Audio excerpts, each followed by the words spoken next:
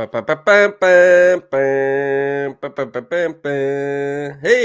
everybody. It's Samson Folk here. Another Saturday mailbag. We're going to watch some film. We're going to talk about stuff. And to join me to do all of that is Esfandiar Baraheni, my dear friend. What Tier up? 1, some people say. Wow. How you doing? Is that the first time you've admitted it? That's crazy, bro. That's Hmm. crazy. It's No, something to admit. I wonder. How's your Saturday going so far? Saturday's going well so far. Was catching up on a couple of the games that I missed last night from the association. Yeah. But yeah, I'm good, man. I'm good. Raptors vibing out, depending on how you want this season to go. Last night was a good win or a loss, whatever you want Well, to call it. a lot of work this year for you.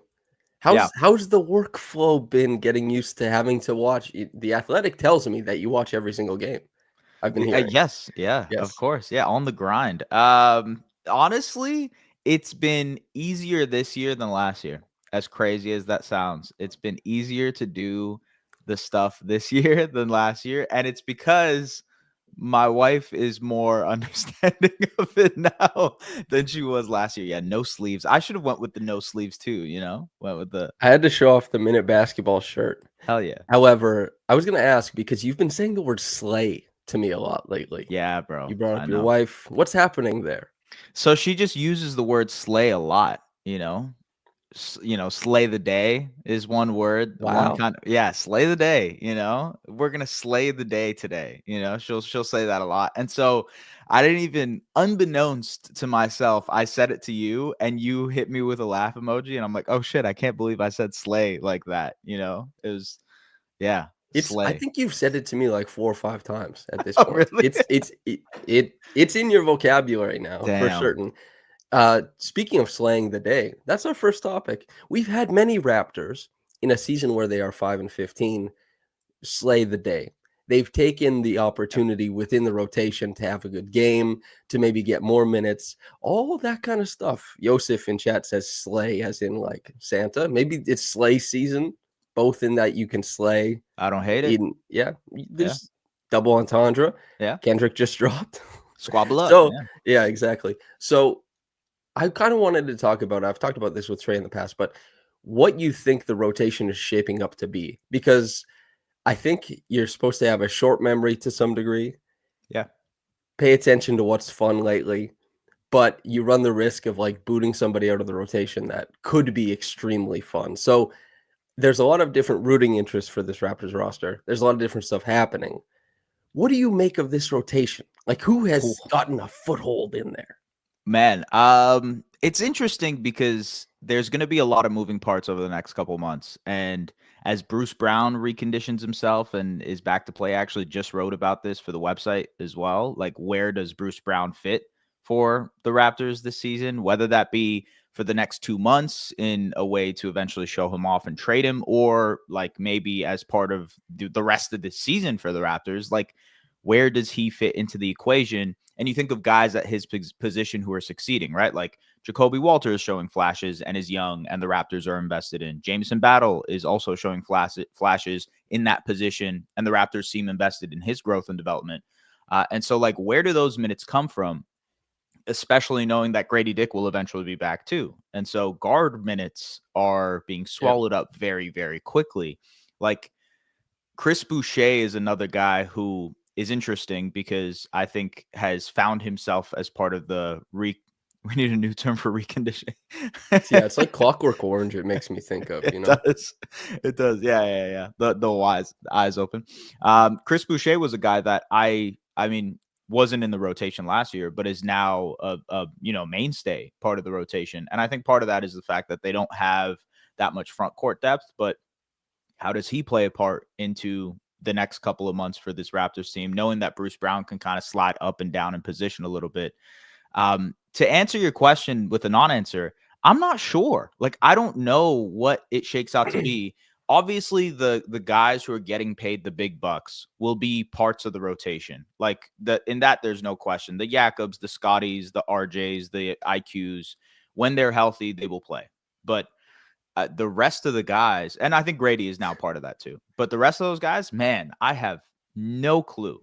I have no clue how it's going to shake out minutes and rotation wise, and also how much that changes on a game to game basis. Yeah. Kevin Wachowski in chat says, is Jacoby going to eclipse Davion for the 6th-ish spot if he gets some more starts under his belt? Davion has already kind of lost it. And I've wondered about this, like, is this just the precursor to Jamal eventually going down to the 905? Like, they're giving him a handful, a big chunk of minutes before he goes down to the 905 because Grady will come back soon. Bruce will come back soon. I'd imagine this week, probably. That's both of them this week. Yeah. That's a lot of minutes, presumably. And I know reconditioning. Why don't they just say conditioning? Like, are we not constantly conditioning? Like, how are you reconditioning? Like, that says like it's about getting back to where you were, but that's not how things work. Yeah, no. It's like you're just conditioning. Yeah. It's like if we all fluctuate in weight and physical fitness. What if you were always like, I'm getting back? It's like, no, you're improving. That's what Bruce Brown is improving. He's working on himself, But anyway, I think Davion, the roster, I'll go right now. I'll give my rotation. Okay. It's the starting 5 with Grady. So that covers everybody. Yep. Bruce Brown is in there. Mm-hmm. I think I've come around on the idea, as crazy as it might sound, that Chris Boucher is probably going to – this is my prediction, not my choice. Yeah. Chris Boucher is losing a rotation spot. I'm pretty sure once Kelly Olynyk is back. Oh, right. He will find time. He'll split with, I think, Jonathan Mobo, if I had to guess. And Mobo maybe going to see some 905 too. So Davion stays, Jamal down to the 905, Ochai stays. Like Davion battle Ochai, down to the 905. I mean, at some point, he's only got however many days up here. Yeah, so I think Blake tweeted about it yesterday, where it's like his 50 games would be, if he played every game, Blake, he would be up by after the trade deadline. So, which is actually a pretty sweet spot for where the Raptors are at, considering considering what I mean. Maybe they use him for the rest of the year. Who knows? But he has 30 more active games, which takes him to after the deadline. So actually, you know what? Maybe he does stay up, and they just exhaust that. And depending on what happens between the trade market, maybe they have an open spot and they convert him. Maybe all that kind of stuff happens. Who knows? But to get to the longest rotation answer of all time, you have the starting 5 with Grady in it. Davion sticks in. Ochai sticks in. Bruce Brown is in. Kelly Olynyk is in. Yeah. And that's it, right?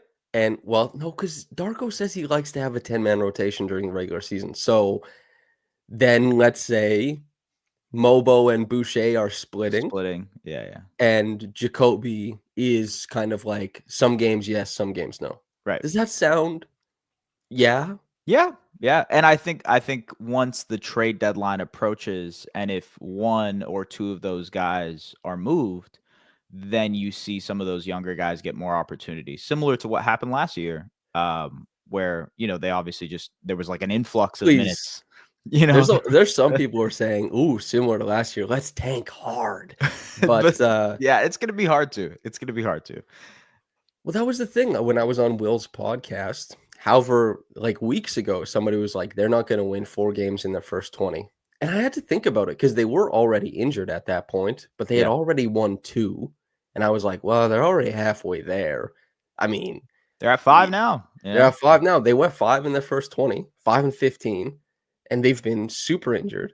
They're 2-3 since Scottie returned. The defense has been much better, as much as obviously the Heat had a 19 of 34 stretch last night. The Raptors sold out to keep the paint contained against a team with Jimmy Butler and Bam Adebayo and Jaime Jaquez. I mean, it's tough to be good all at once, but it's not hard to be competitive all at once. And the Raptors, I think, found their stride there. And if you're in games, you're going to fall into a couple.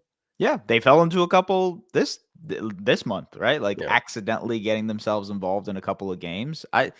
It's kind of hard. I was looking at the schedule last night, and they have, I think As they one play does. as one does. Yes, they play the Nets once this next coming month in December. They play, I think, the Hornets another time. In January, they play the Nets a couple times, and they play the Wizards a couple times. And so those are like baked in wins, I think. Maybe not the Nets. Nets might be frisky. Nets are a fun team. But the Wizards games are basically baked in W's unless they find a way to not play their guys, So How do it's you just get away with that though? Do you you remember you don't. You just you get hurt. Kelly Olynyk has back spasms for 2 months. That's how you get away with, like they that's have yet to relent, just yeah. spasming constantly? Yeah. Um, Raps VE says, if we push for the play-in, I'll be so rattled. And ND says, to be fair, didn't we lose to the Wiz last year healthy? Yeah. Yeah, I guess. Like that's like the Wolves lost to the Raptors. Like Hawks just lost to the Wizards any and then given Sunday, man. Anybody in this league can do it. Coach Roach says 3.5 games out of a playing spot and 5 back from the 6th seed. The East is so bad. It is. The East is really bad. The Raptors have it's enough weird, man. talent, and they Yeah. have paid talent on the roster. Like, if you didn't know that the Raptors, all of the messaging around this roster and this team has been Masai saying the word rebuild, has been Darko talking about rebuild, has been Jakob throwing his hands in the air and saying, we're not attacking the championship this year. If you just like signed on to Basketball Reference, looked at salaries, looked Yeah. at points per game, looked at all this kind of stuff, you'd be like, this team will probably be in the play-in and they might want to win games. Yeah. And then there's this whole, it's undergirded by this thing that's like, we do not want to win games. Do Yeah. not allow us to win games. The Thunder were the team that they like shut down SGA. And everybody was like, this is criminal. Do not do this. The Raptors, it's not just SGA. They have like 3 guys who, if they shut them down, any one of them, everybody's like, hey, what are you doing, man? Yeah. But then some portion is like, woo, let's go, flag, Bailey, Harper. Where do you sit on this? Man, I think it would be wild for them to go for the play-in. I know it's like so No, but easy. wait, It's wait, like wait, right wait, there. wait. Let's be more specific. Okay. All right. Go. They don't have to go for the Fall play-in. in. Fall in. They have to, but they have to Actively go lose. for the tank. The Right. play-in is the natural inertia takes them there, I think. Yeah. Yeah. If Yeah. I had to guess. I think they have to course correct to be like, we're the tanking team. They're not gonna be great. But as far as like we want to out tank truly the worst, that's the course correction they need. They have Yeah. to choose that. I think it's already very hard for them to catch the top 3 lottery odds. Like That's it's pretty hard for them to get to Washington or Utah, and the way New Orleans this season is going with their own share of injuries, it's just like, how are you even going to get there without massive injuries to your team? Like, who are the 2 players you would think, you mentioned a couple, but who are the 2 players you think the Raptors would have to shut down or at least get hurt, quote unquote, to slide the other way? It's Jakob and Scottie, right? Yeah, right.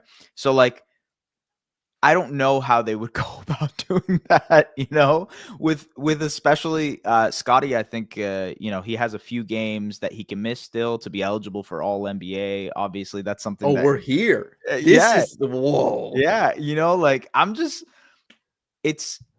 don't think there can be a true tank. I think you have to sort of luck into a good lottery pick. That's where the Raptors are at. And I'm not sure you can, like, look, you can say the Hawks from last year who made it to the play-in and then got the number 1 pick. That doesn't happen every year. That doesn't happen all the time. So yes, there's a team that usually jumps into that top 4. Can the Raptors be it? Sure, maybe.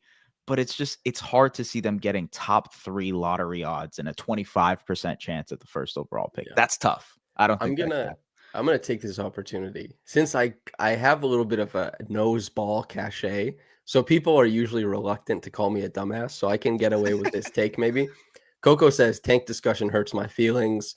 Raps VE says the tank is something that takes effort. As long as we're bottom 4, we'll be okay, though. MJ Winnick says tanking is hard work. Joseph says hate tank talk. It undermines competitive game that we're trying to cheer for. Blake says, what is your concern level that a true, quote, tank further erodes the lack of development time the core pieces have had together? Example, Scottie, RJ, IQ, Dick have played 18 minutes together over 70 games. I'll say it, man. I hate tanking. I understand the Raptors are in between a rock and a hard place as far as it goes acquiring talent. I hate tanking. And Blake here says, I am not reluctant to call you a dumbass, Samson. Good. But I don't like tanking. And I agree with Joseph in that I think it undermines what everybody's trying to do here. And obviously we're having that conversation, but I don't like advocating for like, oh, let's like rock and roll, let's tank. Yeah. I'm not catching up on box scores. Even when I was a fan, I'm not like just punting the team away and being like, I'll check in when they're fun again. I'm watching the games. I don't like tanking. It's terrible to watch, man. Yeah. And to Blake's point. Yeah, I was gonna say for what it's worth, based on what Blake said about the minutes, like I actually think that's essential to not even the long-term championship aspiration goals of this team, but like to establish a baseline level of competence between your core and knowing what you have. Because I think like especially front office like the Toronto Raptors, not knowing what they have in their starting lineup and how effective it truly can be because those guys haven't played that long enough together, it falls apart in trying to build a team together later on down the road where you're like, okay, we need this specific skill set. We need this specific skill set, or this player is breaking out in a major way. Yeah, we've seen RJ Barrett thrive as a playmaker, but okay, how does that look in a setting with everybody fully healthy? We've seen Grady Dick blossom, off the bounce and creating and attacking closeouts, but how does that look in a full setting in that starting lineup? We saw Jakob Poeltl thrive, right, without Scottie Barnes, but how does that work with Scottie back, and how does that work with everybody else back into the lineup? So we don't have fully fleshed out answers to any of these questions until we see it fully healthy. And I think that's part of why I see a lot of conversation about Darko and how like he doesn't do a quote unquote good job. And I'm reluctant to jump out and be like, yes, that is absolutely true. I actually disagree with it, because how can you say that when over the last 2 years he's never had a fully fleshed out roster, whether it was last year during the trade stuff and the roster being in flux, and then the injuries in the second half of the year to the injuries to start this year. We've never really seen Darko be able to lay out his vision with a fully fleshed out Raptors team. Like that's Say fully fleshed out one more time. I know I said it like 5 times. I said that one really slowly because I realized it. It's true though. As Coco says here, you can't make an assessment without actually seeing it play out. I agree. Yes, it is funny. Like Jalen. Well, who's the second best player on the Thunder? It's Chet Holmgren, probably. Yeah, and he was a tank piece. Yep. But J-Dub is third with a bullet, and J-Dub was the 12th overall pick. Yeah, and J-Dub, will he be as good as Chet? Probably not. Andy says here, I think I saw a stat that said we were 7th on defense the last 10 games, I think. Yeah, they have been good defense. We'll talk about more of this later. I have ADHD brain running down the chat live. But to this point, it's more so about nailing the draft pick that you do get. Totally. Quite frankly. And teams historically that linger around in that tank aspect of play, it's not a guarantee. And so that's a good point. Yeah, that's a good point. It's not a guarantee. And I'm not saying that like it's dumb to want it or go after it. It's a different type of fandom. It's a different like type of, I like team building and I'm building for this outcome, and I think this is the way to do it. Everyone has their idea of what it's supposed to be. However, it's pretty rare, in my opinion, for the non-tanking style to work. And it's also pretty rare for the tanking style to work. And everybody, I think, over-indexes on the non-tanking style and being like, this never works. This is bad. You're stuck in the middle. And then it's because you don't watch the teams that are tanking, you don't care. Yeah. You like nobody cares that Detroit has been bad forever. Nobody cares. I mean, They're I like, care, but well, sure. But the teams that are tanking forever, everybody's just kind of like they're just bad because they're bad. yeah. But yeah, it is one of the more nuanced conversations. I don't think I'm representing it in a great way, but it's one of the more nuanced conversations in team building and in sports, especially the NBA, because rings culture, etc., is like, well, there's no way to build now. The Kings, they had the most successful year they've had in 22 years or whatever, 20 Yeah. years. They should have blown it up last year, but now they've compounded their mistake. It's like, well, what was the last 20 years? Right. Did they try different things? Go You know ahead. what's interesting about that? So like you look at where the Raptors are at contractually with some of their guys. Like Scottie has earned his contract. Emmanuel quickly has gotten a payday. RJ Barrett still has a hefty payday for the next few years. Same with Jakob Poeltl. Grady Dick will get an extension eventually. And so financially, this team is built to compete pretty soon. And so when you kind of stack that up next to the idea of losing this season, I think people tend to think of this as the final year for them to kind of bottom out and grab another high level pick. And so that's why you see such a split in the fan base on this, because they need to get to a certain level quickly enough for the financials of it to all make sense and for them to be a team that's worth spending money on. Because like you get to the point where RJ is paid and IQ is paid and Scottie is paid and Jakob is paid and Grady is eventually paid. And that's going to take up like 80% of your salary, probably more. And where are you able to win on those margins? That's why I think this 2024 draft class and them like taking multiple swings at Mobo, at Shed, at, Jacoby and whatnot, that's banking on one of those guys becoming a consistent rotation piece so that you can, like, that's why the draft is so important for a team like the Raptors, because they are in a little bit in a small sense on an escalated or kind of like an accelerated timeline, because they have to get to that point quicker than, let's say, the Pistons or the Wizards or whatever other team that might be in that situation. You know what I mean? Later, Blake. Yeah. So the thing that I think about is you've already mentioned paying Grady Dick. This to me, and it's not your fault, but like this is what the tanking / like team building, it just begets. Like we're talking about paying Grady Dick. He's year 2. Yeah. He's played 77 career games. He's year 2, and we're already like, well, we're gonna have to pay Grady Dick. What? What? And like it No, I'm makes not sense. saying it's a bad I thing, know, but exactly. But I'm saying like these types of conversations is like we're like, well, how does it fit? All that kind of stuff. And it's like yeah. there's a lot of basketball between here and there. And also like SGA, the centerpiece of what the Thunder does. After his first year, people did not think he was an all-star guard. Like did No. not think Yeah. he had a future as an all-star guard. They'll be like, he'll be a fun guard. He's interesting.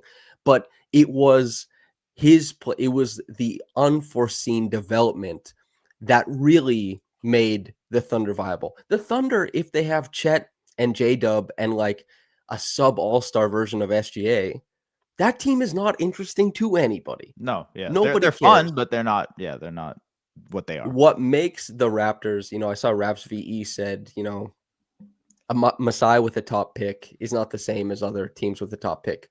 One of Masai's top picks is Jakob Poeltl, but he's not as good as Pascal Siakam. Even Fred VanVleet, right? Like, yeah, later picks don't always, like the early pick, you're not guaranteed. Ousmane Dieng was picked by the Thunder. Josh Giddey was picked by the Thunder. Giddey. Yep. Let's think about that, right? Yep. And the Raptors also rated Giddey in the pre-draft. So, thank the lucky stars he didn't come here. It's just like there's still so much basketball to be played. And we've gone so hard in on the tanking stuff. I want to get to like the meat and potatoes of basketball. Yeah. Get into it. We have film to watch, everybody. And so to get to a question that was asked by Caitlin Cooper, which is a tremendous question and one of the most important regarding these Raptors, because as you said earlier, who decides whether these Raptors are good and bad? Who needs to sit out for a tank, etc.? It's Jakob and Scottie. So from Caitlin Cooper, Teams are switching more and tagging less against the Scottie Yak pick and roll, and the results have been far less efficient than last season. With Scottie more effective as a passer, what is the solve? So this was something that I looked at extensively prior to the season. I was looking at, because Scottie was 80th percentile as a pick and roll player last year, and what made it work. Largely multiple player pick and rolls that included a third player. We'll just say that right away. The Raptors did one of those last night. RJ was the shallow cut. We'll get into all of that. But historically, and even last season, the Jakob Scottie pick and roll and the end of the season before that and this season does not work. They are not similar sized, but they're oftentimes the two biggest players on the court. Yep. Teams switch that action, nullify that action, and it means that the Raptors have to look to move the play on, or Scottie, the offense breaks down into a Scottie isolation or a Jakob post up. Is this exactly what you want the offense to be? Not necessarily. Yep. Being able to continue that action, rescreen, get to advantageous spots on the floor is like so important. It's that's why RJ, and I'll have a piece / video about this later, not to gas RJ too much. Subscribe, like, comment. Yeah, exactly. But the thing is, RJ has not shot the ball well. Everyone likes to bring up his true shooting, and true shooting is important, but he's still one of the best pick and roll creators in the NBA currently. Why? Because he works for the rescreen, he manages to get downhill, and he gets into the teeth to create for others. He's not even shooting well. It's just keeping the dribble alive and making the play keep going. Yep. That's because teams don't switch. When they switch on Scottie, the play dies so often. Let's get into the film. While I set this up, tell me what you've thought of this, because I know you touched on this in your recap last night. It's interesting since Scottie has returned. I think teams have tried a few different things, and I know you're gonna go through a couple of those instances. Like against the Pistons, they ran a bit of a drop. They didn't switch it as much. They just kind of committed to going in a deep drop, and it actually led to more opportunities for Scottie to get downhill, especially in the fourth quarter. Like they spammed the Scottie Jakob pick and roll, if you guys will remember, and it led to a few opportunities for Scottie downhill. He just missed those layups point blank. Whereas against Miami, they were switching those actions consistently, and then you see them kind of struggle, like you mentioned. And that's why Jakob had a great game, because they were actually taking advantage of those switches, those dump off passes, the duck-ins that you mentioned on Twitter as well. They took advantage of it, and Jakob had a good offensive game for the first time since Scottie came back. So it is part of it is what the defense is conceding and what they're giving them. But I think as teams catch on, they will start to throw that switch heavy scheme more often at Scottie and Jakob. Yep. And as you said, finding those duck-ins, working the ball around for different areas to like find post entries. I have the Jacoby post entry to Jakob later in this film packet. Yep. But the biggest thing that allows for Scottie and Jakob to work is, first and foremost, drop coverage.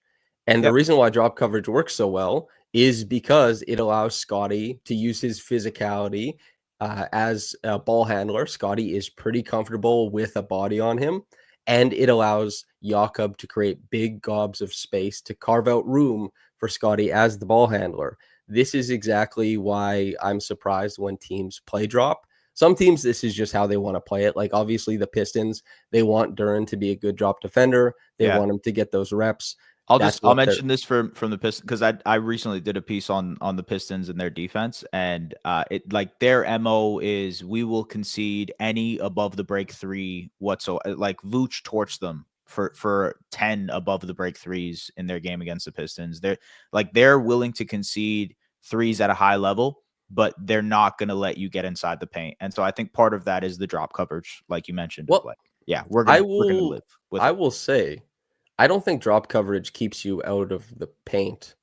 To be quite, like, if you wanted to keep teams out of the paint, I think you would switch, to be quite honest. And like you can switch this out and you can coax Scottie into a pull-up three if that's what you want. But yeah, I actually have to read that piece to see what the questions are. But anyway, all good. Because when you're dealing with a guy like Jakob, this is a 2-on-1 immediately. Yeah. If you want above the break, like maybe Sasser needs to be stepping in or something here, but basically Scottie is able to get downhill. He's got him in jail now, right? Starts crab dribbling down the lane. Jalen is trying to take away two things at once. He's doing a pretty good job here, but Scottie getting this here is so good. He's moving to his right to completely remove his defender from the play. He's getting away from the dig. So if he wants to create if this isn't Davion, right? Maybe this is a shooter. Pulling the dig farther by moving that way is great. So then he creates that bump. Then he collects. Then it's almost like the Pinoy step, right? But then he needs to bring Jalen over, and then he jumps off, right? Like that's just he completely beat. Duran isn't looking at the ball. He's up. Now they have to switch over. It's an easy thing for Jakob to catch and finish. And that's all because Scottie is perfectly willing to make this physical move, to get in front of his man, to put him in jail and create the 2-on-1, and then be manipulative with the dribble. Are you seeing anything else on this play, S? Yeah, I mean, look how many options it gives the Raptors. If I can't tell who's in that corner guarding Ochai. I think it might be Malik Beasley. I'm not sure, but Tim Hardaway. Oh, it's Tim Hardaway. Okay, so like if Tim Hardaway drops down lower to help in this situation, then you have Ochai wide open in the corner for a three. Or if that happens, the defense collapses, and let's say someone gets out to Ochai, swing to Davion, he can attack the paint. And then it's RJ on the other side. So like there's a flow that's created here just because of the opportunity of Scottie getting downhill. And it's not just the pass to Jakob, but there's multiple options. There's RJ on the strong side there as well. If there is help on Jakob, like there's just more options here from the Raptors perspective once Scottie can get downhill. And on this side too, like Tim is tagging. Yeah. It's really soft tag, but he's Very, very tagging the roll. Yep. And if he goes a hard tag, then Scottie can make that play to RJ. And Scottie can filter through to right here. And RJ can drive that closeout. Jalen will probably step up, and there's going to be a dump off pass to Scottie right here if RJ drives the ball right here. Like that kind of, like the play can progress like that. Scottie obviously makes a great read, makes it easy there. But again, we're looking at drop coverage. Like fantastic job from Scottie when you're being guarded. He has a lot of opportunities to reject screens. We'll talk a little bit more about that later. But he's manipulating so that he can get McDaniels lower so that he, instead of jumping out in front of the screen, he can actually have Jakob plant it. He moves him this way so Jakob can sneak up on him. This is good ball handling. This is good screen craft. They're going to move the ball on.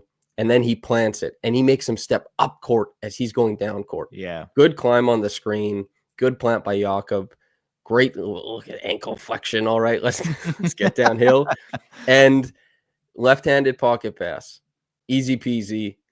Like no pickup at all. Jakob goes straight into his move. This is drop coverage. Like Scottie was good against drop coverage last year. This isn't the problem. Scottie he's a good pick and roll ball handler when he's facing drop coverage. Why? Because he's often able to turn it into 2-on-1 situations. Who is better on the Raptors at converting 2-on-1 situations than Scottie Barnes? Is there anything else you're noticing here, S? No, you're 100% right. And I think, like, to your point, the screen setting is a really important aspect of this because you got a guy who's just like laying out Jaden McDaniels here, or at least making it so that it's harder for him to reach around. And so, like, on this play, on the screen before, you talked about it with like snaking the pick and roll and, you know, that little crab dribble that Scottie does once he gets into that position.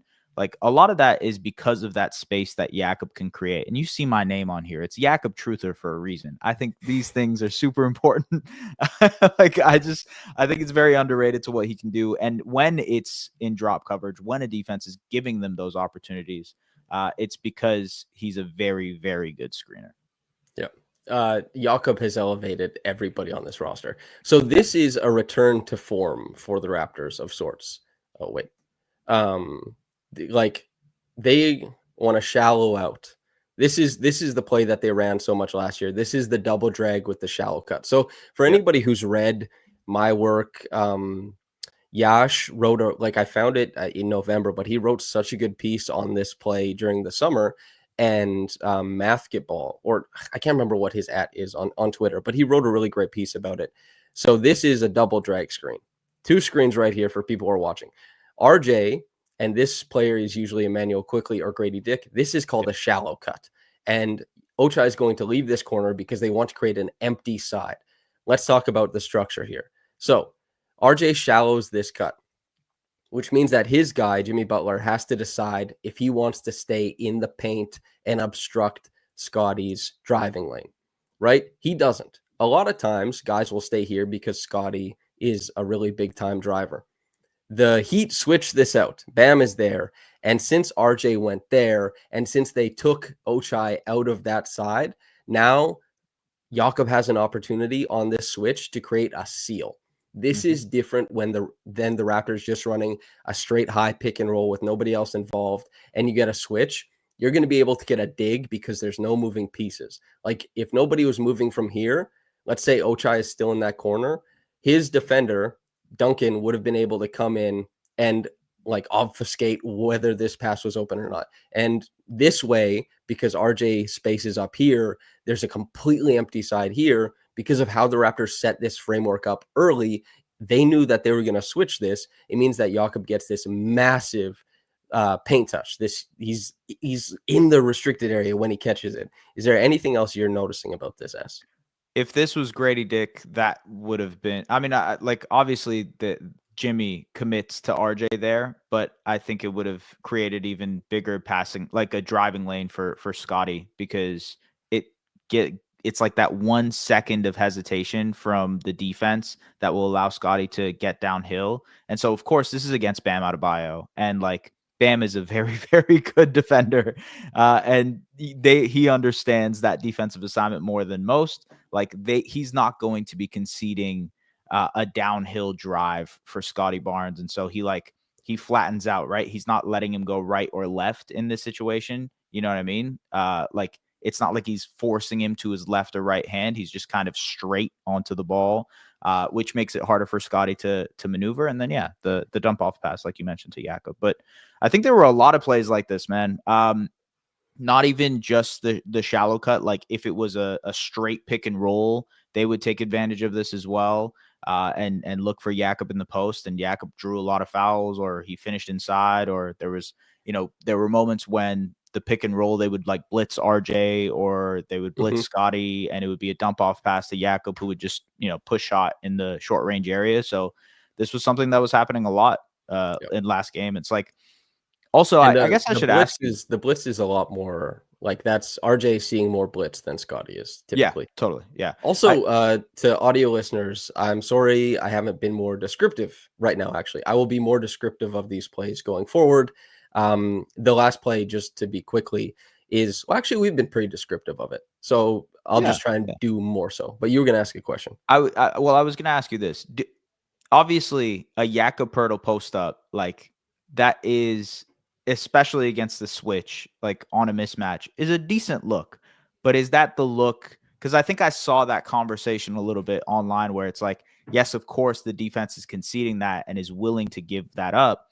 Is that what the Raptors should be looking for in these certain situations? Or should they go for something else and try to redirect and find something else that works for a Scottie or an RJ, et cetera? Well, it depends. Like so Jakob Poeltl post up is currently running for 1 point per possession without passes, and a post up with passes is still at 1 point per possession, which is an average play. Yeah. As far as the Raptors looking for that as the source of their offense, I don't think they should be looking for Jakob post ups, for audio listeners, anywhere near the elbow. Like there's the hub stuff where they're running plays, sure, but like totally, if it's, I don't know, there's like however many hash marks up, like the third hash mark up the court. No. Yeah, like he's basically in the restricted area. Yeah, move the ball on. And also this was the Raptors getting clearing Ochai out of the side. If this is RJ or if this is Grady instead of RJ, like there might be even more room. And then if it's Grady instead of RJ and they bring the double for audio listeners, if the double comes from the top on the wing, then that means that there's an open three for Grady than RJ right now. If the double comes from Bam, that means that Scottie can make a gut cut right down the middle and dunk on their head. Like the framework of what's around the post up is what matters most. But if say it's just like a straight switch, there's not much going on, and you're just throwing it to Jakob, like, I don't know, 14 feet away from the basket, I don't think that's good offense. I don't think that's what you want. Yeah. And yeah, I mean, this is different because this is hardly even a post up. This is a catch, like right under the rim. Yeah. And Jakob he immediately gets fouled because Haywood Highsmith doesn't want anything to do with that. That's they're going to allow that. Like, the Raptors want that every time if it's that deep. This play as well, this is about getting a third guy involved in the action. You just saw it in the bottom right corner. Grady is providing a brush screen for Scottie. What this helps do is this changes Rudy's responsibilities, because Grady running the brush screen and then coming off of a flare, that's going to change everybody's help principles, because if Grady's setting this brush, that means that Nickeil has some sort of responsibility as the lower man, right? Because Scottie can't come unimpeded down the court. Then Jakob, where does he go if Scottie comes unimpeded down the court? Who is picking him up? Nah, or is it Rudy? And if either of those guys is picking him up, who's picking up Jakob? And so by adding this third player in a lot of Scottie's actions, it helps Scottie a lot. Why? Because he's one of the most talented passers in the NBA, right? So they're going to run him off that flare. Randall is trying to catch up. Nah realizes, like, oh, snap. Okay, I have to catch up to Grady. This means that Rudy, because he's so he's trying to consider contain. He's trying to think about, okay, how do I keep Scottie out of the paint? And Randall's trying to catch up. This leaves an opportunity where as soon as Nah clears, Jakob sprints down into the lane. And like, it's that sluice step of his, man. He's so good at using his step before, like, the way he's catching. He hasn't used a single step. Then he has like the pivot. Then he's able to put it down, gather, finish at the bucket. And this is just the Raptors. We've gone along on the film, I think, a little bit, but this is the Raptors being able to run multiple guys in an action and getting, advantageous looks out of it because they have shooting around. Did you notice anything else from this play? No, it's a patent play for the Raptors. I mean, I think once Grady and IQ come back, that means that they can run this more often, and it'll be more advantageous, because one of the things that I'm looking forward to is like the Scottie Grady pick and rolls, like RJ and Grady stuff, especially with Grady as the screener, was the basis of their clutch offense towards the end of the games when Scottie wasn't there. Once Scottie comes back, it should be really, really good. Yeah. And this play, just to make this a quick one, because this isn't even pick and roll. Before this, Scottie waved away Jakob. That's why Jakob is walking down the court. That's why Jakob isn't, like, Scottie told him, move away. And Scottie is pointing out the pre-switching that the Heat are doing to get out of this. Like, Scottie's trying to call, he's trying to call him up the court. I believe that's Ochai. Yeah. And Ochai, because they want Hero in the action guarding Scottie. And then Haywood is pointing like, hey, you stay there, because I want to be involved in this action. We'll pre-switch, and Scottie sees all of this. He's going to occupy the defense with their pre-switching because he's calling stuff out, and he just drives it. And then he gets Bam to step up, and then it's an easy dump off for Jakob. And the reason why this works is because Scottie understands where the defense wants to help from. He understands what the defense is wanting to do, and he could have had a pick and roll, but what he decided to do was find another way to attack. And like, great step into the lane, good burst. He's able to get downhill. It's just a smart read. It's a smart player captaining the offense. And he does the same thing here as well. So right here, he waved away a Jakob screen, told him to go downhill. And he's like, hey, go over by the bucket, because he knows what he's going to be able to do. And he's telling Grady, hey, I don't like, Okoro is at the wing. Yeah. Right? Okoro is in a great position to dig and cover this drive if Scottie drives left on Georges Niang. So Scottie tells Grady, get to the corner so he can't help, and that if he does help, you have a wide open corner three. And then what does he do? He drives Niang right into the basket, easy finish. Yep. And then that's just like, that's good basketball. So part of Scottie succeeding with Jakob is knowing when to tell Jakob to, like, hey, I don't always need a screen. You need to get the hell out of here, because Scottie hasn't been a bad isolation player so far this year. And then this is kind of the end of the Scottie stuff. I just kind of wanted to talk about this Jacoby pass, because it does, I guess, bring about what we were talking about with, like, looking for post entries to Jakob, and the fact that if the Heat are going to switch a guy like Bam out above the break, Jamal driving a closeout, finding Jacoby. Jacoby has to wait for Hawkes, who's in the paint, to clear and allow the passing angle to Jakob in the paint. He just good pass, heads up play. The rookies are making things happen. Jakob is floating on the That inside. was nice. That was Yeah, really nice. Yeah. it's really nice. And then this one, I just like, this is another thing. This is a pick and roll with Scottie, technically. It's a ghosted screen from Battle. They're running a zone. He's just going to screen the top of the zone. And what happens? Scottie is waiting for anything to develop here. And what develops? They have to step up because they want to have guys guard this ghosted screen. There's a sliver of space, and he throws a bullet pass to Jonathan Mobo. This is the benefit of Scottie as the ball handler at the top. This is how you make plays. The Raptors, I think, have been very heady in doing that kind of stuff. Okay, film room is done. Holy moly. That's Hell yeah. I realized we were like 30 seconds in, and I was like, oh, I was like, I feel like we've gone through 30 seconds of film in 25 minutes, you know. I was like, oof. Hey, it's important. Yeah, it's Any good stuff. any parting, or not parting shots, but any thoughts about what we looked at there? Any takeaways? High view takeaways. This is not a high view takeaway, but things will look better between Scottie and Jakob once the Raptors are fully healthy. And maybe this is something to ask you, because I want your opinion on this. But I've been talking a lot lately. Okay, all right. So okay, how about I'll hypothesize and then you can jump on the hypothesis, you know? There you go. Yes, sir. Okay, so what if, and this kind of goes to the end of the film room that you were talking about with the duck-ins and Scottie more so getting downhill without the pick and roll. What if they don't go to the Scottie Yak pick and roll as much anymore, and instead use Yak more as a second side creator with RJ? Because I think the RJ Yak pick and rolls have done better, and you mentioned that earlier. And so have action start out with Scottie and either Grady or Ochai, or someone who can maybe IQ as the screener. Maybe actions involving those two guys, whether it be Scottie as the ball handler or IQ or RJ or Grady as the ball handler. I don't know. That's kind of up to you and what the Raptors want to run schematically.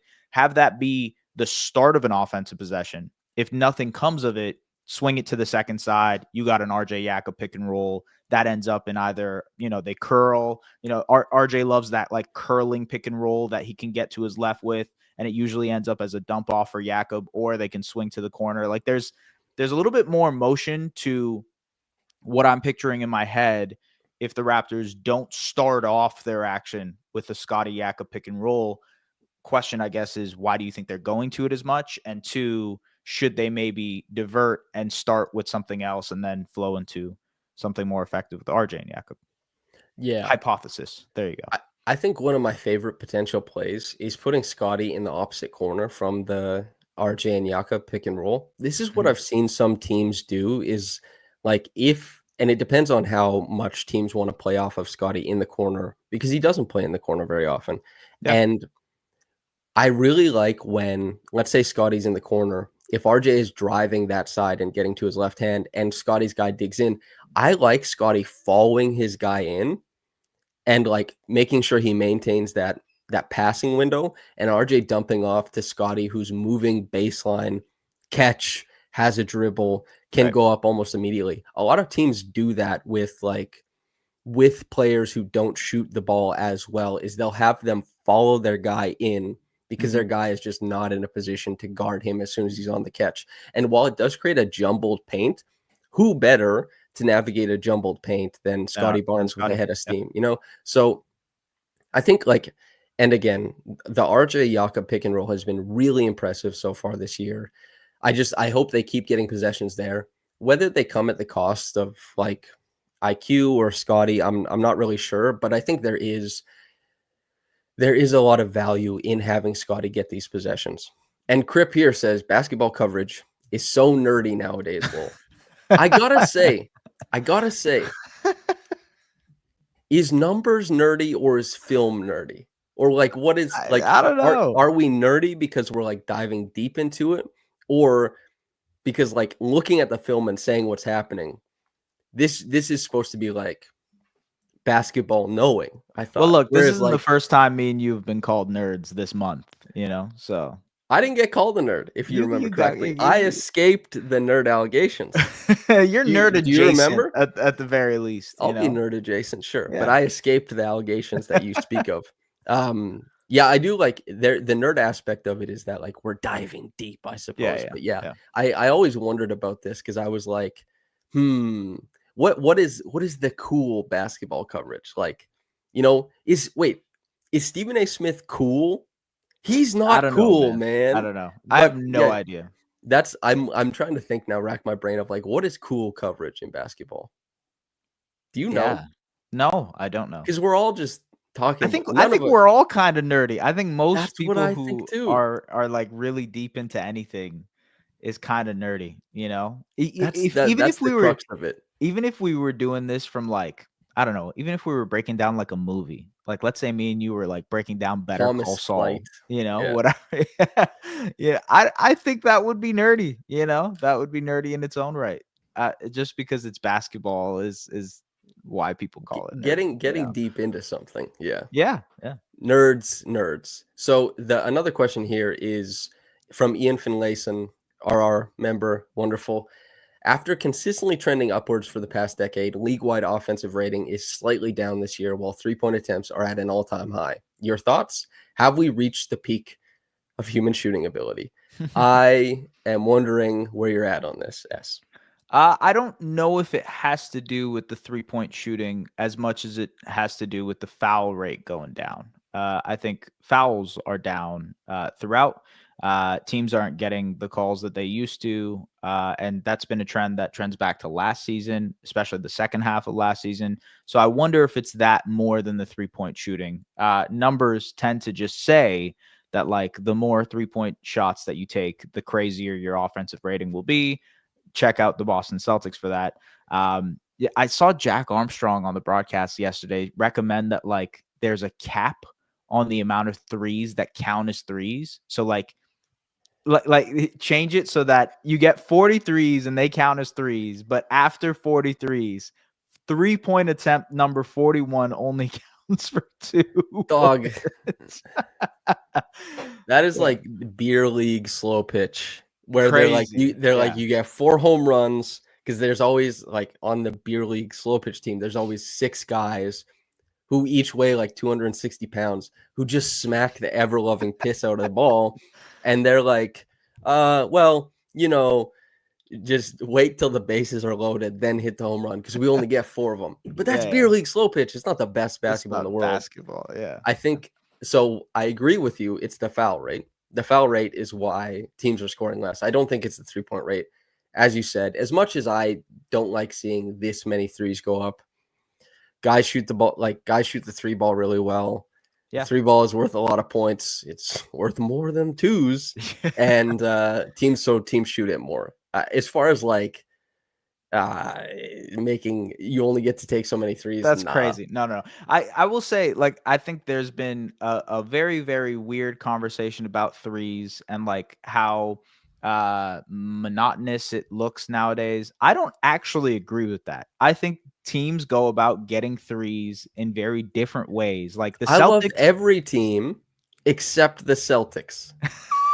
Every offense is valid except for the Celtics. The Celtics are monotonous and they're They the do. best team in the league, but they Yeah. suck, dude. Yeah. Oh, Yeah. their defense is really fun and exciting, but their Like offensive the process. way the Heat got threes last night is not the same way that the Boston Celtics get threes. Yeah. It's just not the way it works.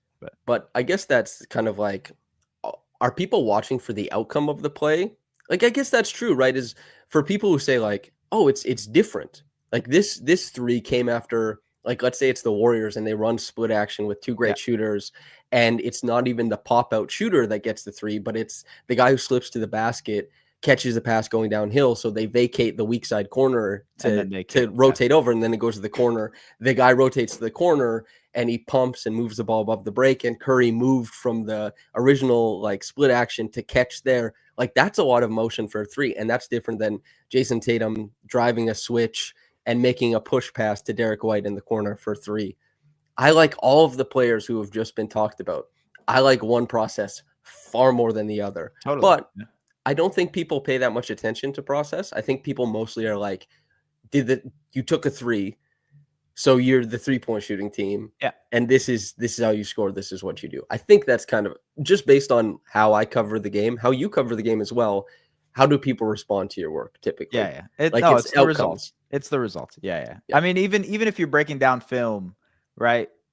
If it results in a miss, there will be people being like, "Well, that resulted in a miss. Why was that the play that you chose that was successful?" It was the process of it was actually good, not the outcome. Somebody is outside in a car listening to Zombie really loud right now. In Nice. your head. Wait, that song's called Zombie, right? Yeah, yeah. Zombie. Zombie. Yeah. Yeah, okay. From Kevin Witkowski says, what's on your Raptors Christmas wish list? Win more games, lose more games, specific player improvements, trades, what have you. While we're at it, what's on your personal wish list? Okay, so what are you hoping for? Let's say like in the new year, after Christmas happens, what do you want to see from these Raptors? I would like for them to be healthy. That I know it's such a cop-out answer, but it would be sick to see. It would be sick to see their starting lineup fully healthy because I want to see what they have. And if I'm kind of avoiding the tanking conversation and the losing and happy losses and tough losses and all that type of stuff and frisky losses as Trey says or whatever. I think my thing would be like, let's just see that starting lineup fully healthy. Let's see what pet plays they develop, whether it be, Scottie Grady 2-man game or Scottie IQ 2-man game or, a more fleshed out. There you go. That's that fleshed out word again. A more fleshed out version of the Scottie Yaka pick and roll. Maybe RJ fine tunes his defense in a better defensive setting. Maybe that's the world that we live in. I would just like to see them healthy. That's the wish list that I have. Also, personal wish list. I'm looking to add more rings. I would like to be a more ring heavy person. So you watched Gladiator, yes? The second one?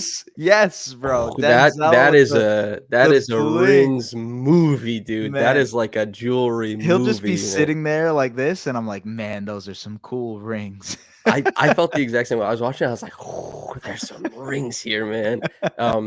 Rings are great, yeah. So okay, what do I want? I want IQ, RJ, and Scottie all scoring more than 20 points per game. That's my wish list. And then Grady at 16. And my ideal version of these Raptors are scoring about 134 points per game. So the starters score 110 points per game. Yeah. Yeah, 60 comes from the barbecue, 16 comes from Pirtle, 17 comes from Grady. It's great. We love it. Yeah. Jacoby's getting up 10 threes a game. There's no limit to possessions. You do whatever you want. That's on my wish list. And my personal wish list, I got to buy good climbing pants. I want some fire climbing pants because I see all the best climbers at the gym. They're like baggy at the bottom. It's kind of like Gorpcore adjacent. And I'm like, Yeah. I'm sick of wearing the shorts because I have scarring on my legs from, that's what happened the last time we climbed. I needed to bring the pants because the shorts dinged up my knees, man. Finally, Zombie has stopped playing at like an absurdly loud noise. I was thinking about the copyright. I was like, are they gonna? I can't even hear it, so you're good. I'm glad I could hear it. I could hear it word for word. So from Froggerton. Should Scottie be the permanent point guard and move IQ to shooting guard when he gets back? Positions nowadays, they mean so little. We're living in a society. Yeah. I think I think the question is more so asking, should Scottie be more on ball, IQ more off ball? Because the way that is phrased is like Scottie PG, IQ off ball.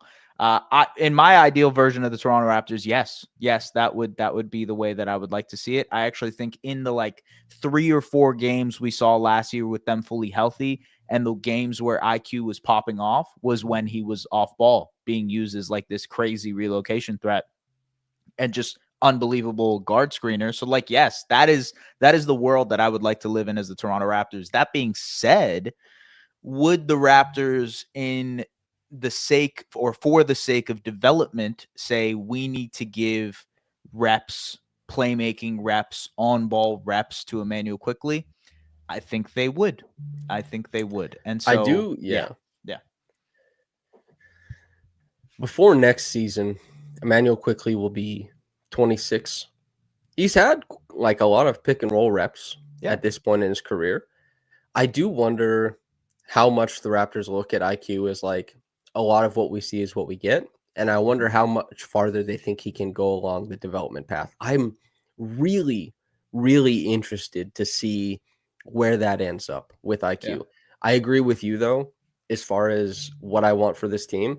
It is a lot of IQ off ball. And we didn't see that last year, quite frankly, because the Raptors were so like injured that we just saw so much of Emmanuel on ball. But it was on the phone, like on the open gym. Masai makes the Masai said trade. it. He's like, I Yeah. love how they fit because Emmanuel can go off ball. Yeah.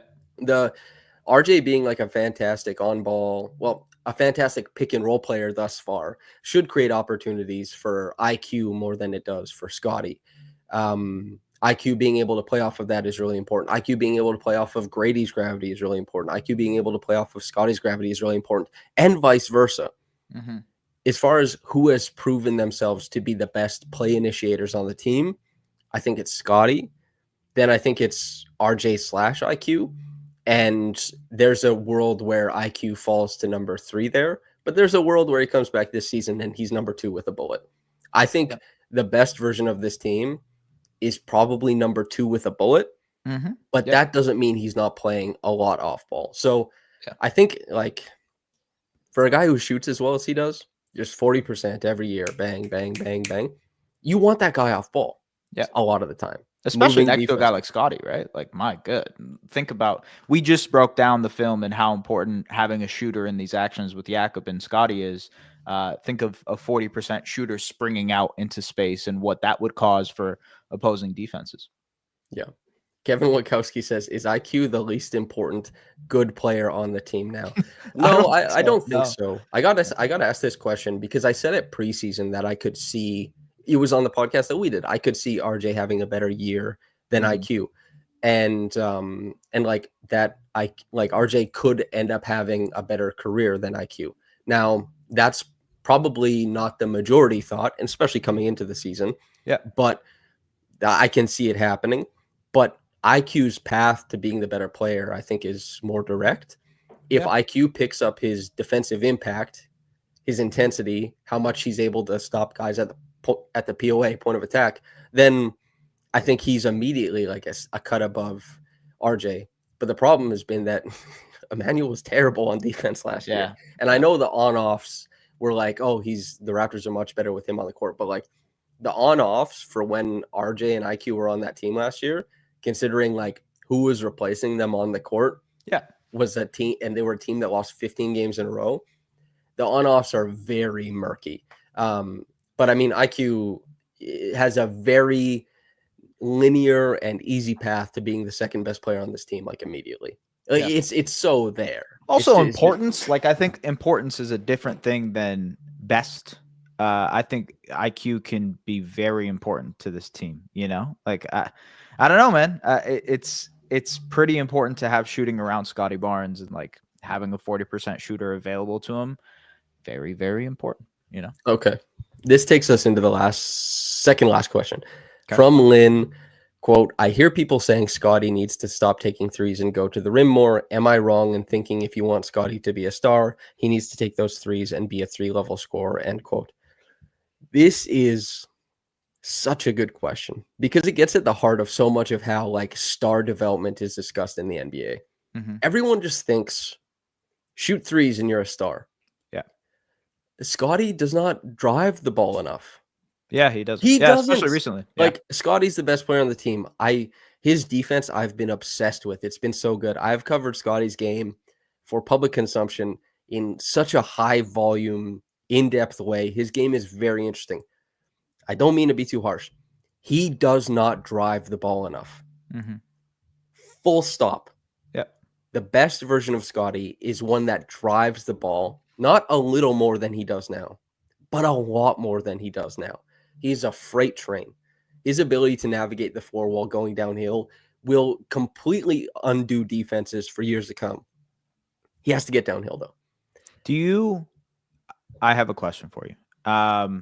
Because I think when I was looking at the film last night from the film room on the recap and like the switching stuff that Miami was running, do you think that is playing a part in his inability to get downhill? Because I think he's settling into some of these looks, no question. You know, he could be like, hey, I'm just going to bully my way down here. But like when you get Bam Adebayo on a switch and you can't bully, like there's only a couple of other options that Scottie can go to. And so I think part of that might be the fact that like the Jakob Scottie connection, at least early on, isn't providing the lane for him to get downhill.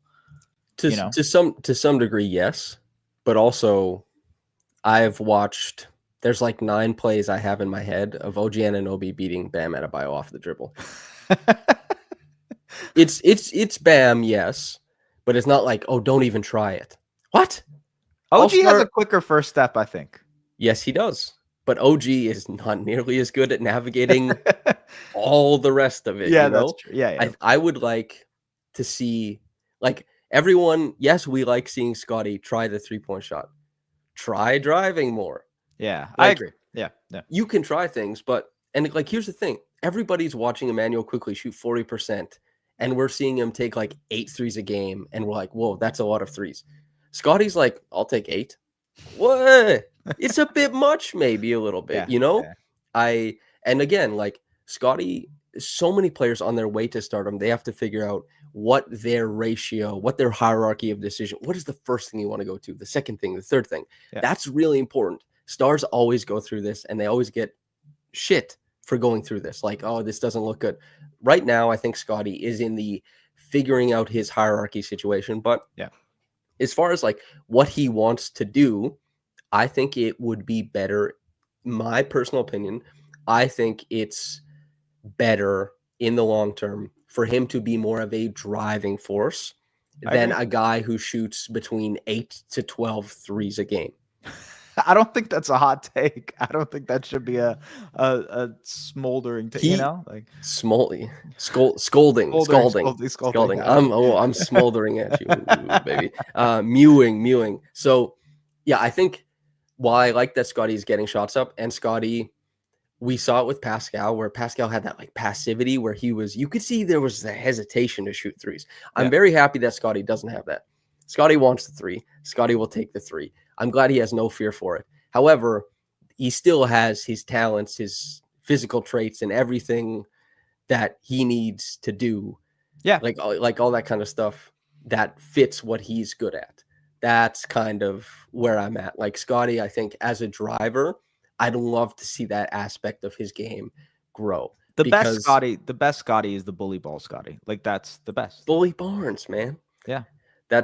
And while like when it came to Bam, yeah, that's more of a test, but there's been switches where he's kind of like, and he moves off ball. Yeah, I agree. Yeah. And like a lot of, I think it was like ND is in chat. I saw ND had a tweet where he was, or not, I don't want to highlight that one. The 3-pointers to paint touches ratio is such a pain. ND had a tweet where he was looking at where in the shot clock Scottie was taking all of his threes. A lot of them early clock. Very like he's not even allowing the offense to run its play to fruition. And he's just like, I'll get it up. I'd like to see a little bit more of an idea of him like work for that paint touch a little bit more often rather than just like taking the 3. I'm glad he had a good 3-point shooting night. Like he went 3 of his first 4. He missed the back 4 at the end of the game. But do you know, I wonder if it is like hey, we're trying to experiment this season, so I'm trying to experiment this season.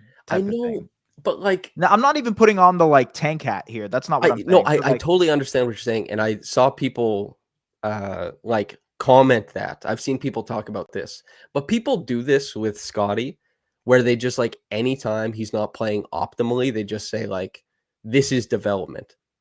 Playing, and I get it, but playing optimally is development too. Yeah. Like doing there has to be a blend to your point. Yeah, there has to be what you're good at is optimal like is development too. And in what world is it more important for Scottie to shoot 12 threes than it is for him to like try and become one of the best drivers in the NBA?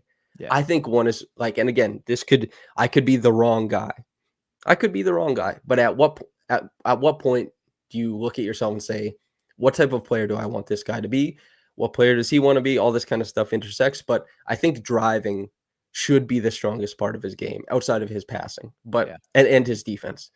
If I'm putting on the coach's cap or the trainer's cap, I want driving to be the biggest motivator for why Scottie succeeds. I don't want it to be the three ball, you know? Yeah. So I agree. Where are you on this? I agree. No, I agree with you.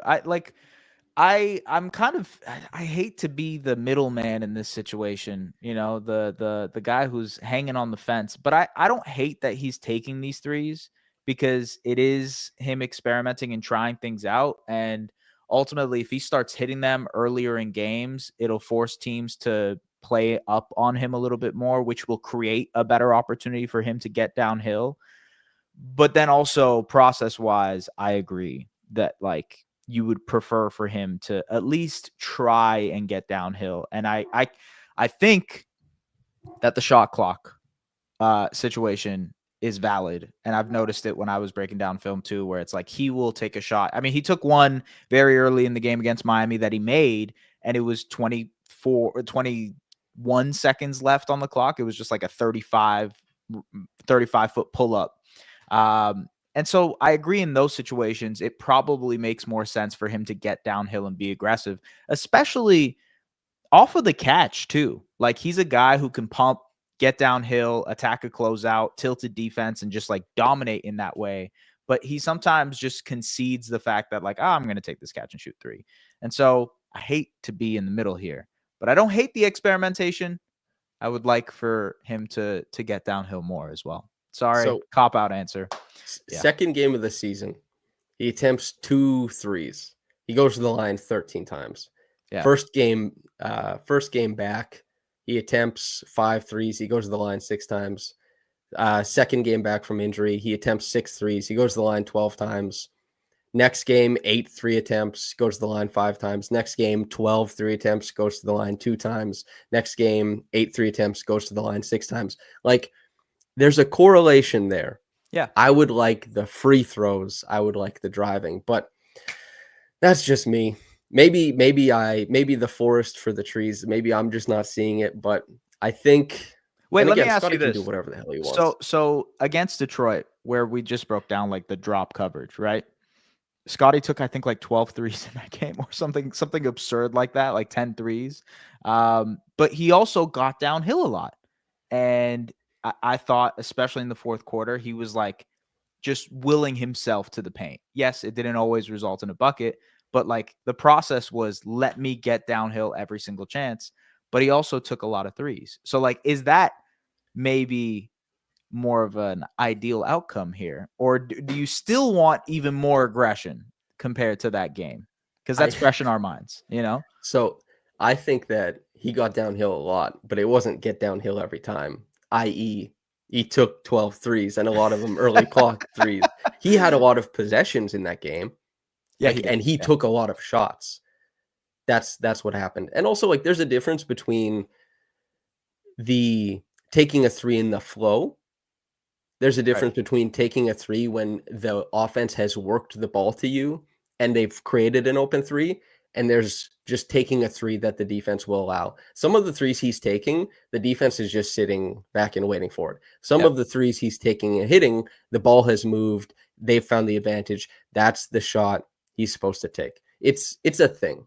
Yeah. We've probably gone like a little bit long on this, but he's an all-star. He's figuring out how he wants to play. Me, guy on couch, I would like to see more driving. Scottie, obviously, some games sees himself as more of like a three-point shooter and wants that volume to be high. He's been great at reading the game to this point in his career. That's where we're at. Any closing thoughts on Scottie, the driver / shooter? I agree with Endy's last comment where he says that's something I'm noticing in the last few games. First half, he takes a lot of threes. Second half, he gets into driving mode. Like he attempted 8 in the first half against Detroit, 2 in the second half. That's sort of what I was hinting at earlier. It's like I think he maybe wants to set a tone that like, hey man, I'm going to be shooting these things, at the start of games, and then in the second half, it's like, aha, tricked you, and I'm going to get. I don't know if that's the way he's thinking about it, but it is something that I've noticed too, where it's like the attempts are very different first half versus second half. But when you watched the Detroit game, did you notice a difference in coverage? Yeah, for sure. Oh, absolutely. Like, wait, defensive coverage, you mean? Or Like how they played him? changed throughout? No. Yeah, that's what I'm like. If you're informing coverage, then Right. yes. Yeah. But also, I don't think that happens that often. Yeah. Like teams are pretty They're not comfortable. bending. Yeah, he's not changing the way that. Yeah, I agree. Yeah. Like maybe as a catch and shoot guy, how long the closeout is happening. Like Scottie was taking 5.5 3-point attempts per game. He ended up finishing with 5 attempts per game last year. And you saw, especially since he started out the year shooting 44% from 3. Yeah. The difference was that he started getting longer closeouts instead of the short closeout. So over the course of 25 games, the defense, and not necessarily the defense played at the point of attack, but the defense as far as closeouts changed on Scottie. But that took 25 games. That's not something that teams are changing on a whim in game that often. But yeah, Scottie, driver, shooter, et cetera, et cetera. A fun question at the end because do you have time to answer this question? Yeah, let's do it. Yeah. Okay. Indu asks, top 5 films and top 5 television shows you two think everyone needs to watch. Ooh, that's what tough. do you? Okay, let's go. Films, I'll name. We'll go 2, back and forth. Yeah. Then you name 2. Okay. Okay. The first one is No Country for Old Men. Okay. That is to me almost the pinnacle, and then maybe the pinnacle is City of God. Those 2. Okay, very cool. I would put Interstellar there as another one. I'm so heartbroken, man. I would put Interstellar there, and then I would also say The Prestige. Which you can't 2 Nolan films. Who I like? You, I like the man, bro. I like the man. I'm being judgmental. Can I get a third one in here? The one behind me right here, Grand Budapest Hotel. Oh. Yeah, Grand Budapest Hotel. Love my flex. Will be, let's say, Whiplash. Okay, the other film in here. There you go. Yeah, there you go. Yeah. Okay, TV shows. I'll go 2. You go 2. Okay. True Detective season 1. Oh yeah, I keep seeing clips on it actually on my timeline. Yeah, that's a good one. Okay, give me the other one. Okay, another. I mean, Breaking Bad. I'm rewatching. You're rewatching it. Yeah. Okay, I'll do the follow up. Better Call Saul. I think that incredible, just unreal show. And then, man, another show that you gotta watch. You know what? Fleabag. Yeah. I haven't seen it, but I've heard good things about it. I think it is one of the most unique and funny comedies of all time. It's very, very special. Very good. Very good work. Okay. Let's collab on the 5th one. Okay. Yeah. Should we? Do you want to do a comedy? Yeah. Well, whatever. Whatever you want to do. What's a great comedy somebody could watch?